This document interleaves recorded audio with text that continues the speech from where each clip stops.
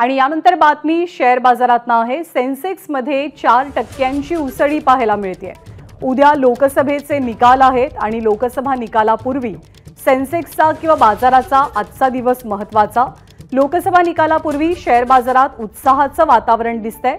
4% उसळी सेन्सेक्स मध्ये पाहायला मिळते। आता उद्या जेव्हा निकाल सुरू होतील, बाजार उघडेल, त्यानंतर लोकसभा निकालांचे परिणाम बाजारात कसे दिसतील याची सुद्धा उत्सुकता आहे।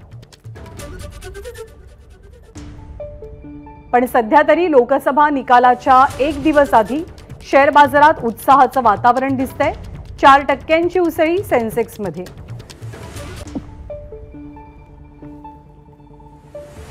तर सेन्सेक्स मध्ये लोकसभा निकालापूर्वी चांगलं वातावरण पाहायला मिळतंय। बाजारामध्ये शेअर बाजारात उत्साह दिसतोय। 4% उसळी सेन्सेक्स मध्ये। प्री ओपनिंग मध्ये जवळपास 3,500 पेक्षा अधिक अंकांची उसळी पाहायला मिळते।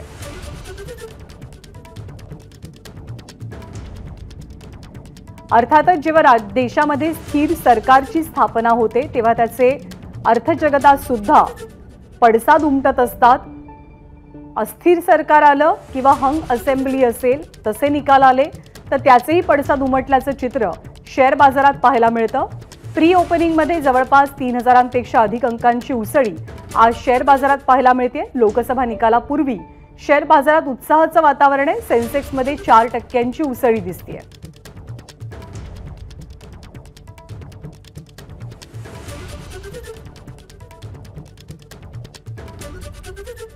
देशाची अर्थव्यवस्था 5 ट्रिलियन पर्यंत नेण्याचं पंतप्रधान मोदींचं स्वप्न आहे आणि पुढच्या 5 वर्षांच्या कालावधीमध्ये जर भाजपचं सरकार आलं तर अर्थव्यवस्थेच्या दृष्टीने त्यांचे प्रयत्न काय असतील याची सुद्धा चर्चा पहिल्यापासून रंगते।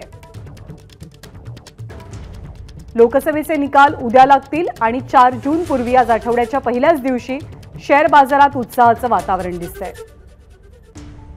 आपले प्रतिनिधी मृत्युंजय सिंग आपल्याला माहिती देतील। मृत्युंजय, कसं चित्र आहे शेअर मार्केटमध्ये?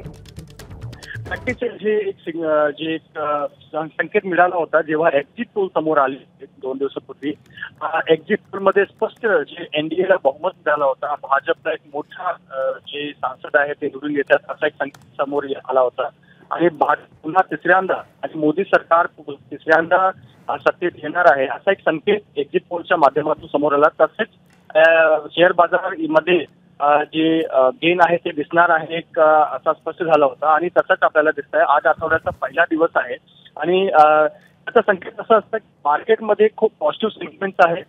जी गव्हर्नमेंट आहे ती स्टेबल गव्हर्नमेंट राहणार आहे। गव्हर्नमेंट जी आहे ती कोलिशन गव्हर्नमेंट नसणार आहे। एनडीए जे भाजप आहे त्याला पूर्ण बहुमत मिळणार आहे आणि इतर जे भाजपचे सहयोगी पक्ष आहे त्यांना जोडून 350च्याही आकडा जे पार होत आहे, तर हा संकेत आहे की आपल्या जो पुढच्या 5 वर्ष आहे ते स्टेबल गव्हर्नमेंट भारतात राहणार आहे। हा मार्केटसाठी खूप चांगला संकेत असतात, कारण यामध्ये जे स्टेबल गव्हर्नमेंट आलं की एक निर्णय जे घेतला जातो त्यामध्ये कोलिशन पार्टीज जे आहेत त्यांचं काही इंटरेस्ट नसतं आणि गव्हर्नमेंट आहे त्यांचे डिसिजन आहे ते डिसिजन गव्हर्नमेंट खूप घेऊ शकतात। म्हणून आज आठवड्याचा पहिला दिवस आहे आणि संकेत स्पष्ट होता आणि आज आपल्याला दिसतोय की बॉम्बे स्टॉक एक्झिट पोलच्या आकड्यांमधून स्थिर सरकार देशात अस्तित्वात येईल, कोएलिशन गव्हर्नमेंट नसेल, अनेक पक्षांचं सरकार नसेल अशी शक्यता आहे आणि त्याचेच पडसाद आज सकाळी आठवड्याच्या सुरुवातीला बाजार उघडताच पाहायला मिळतात। बाजारात उसळीचं वातावरण आहे। धन्यवाद मृत्युंजय या माहितीबद्दल। एबीपी माझा, उघडा डोळे बघा नीट।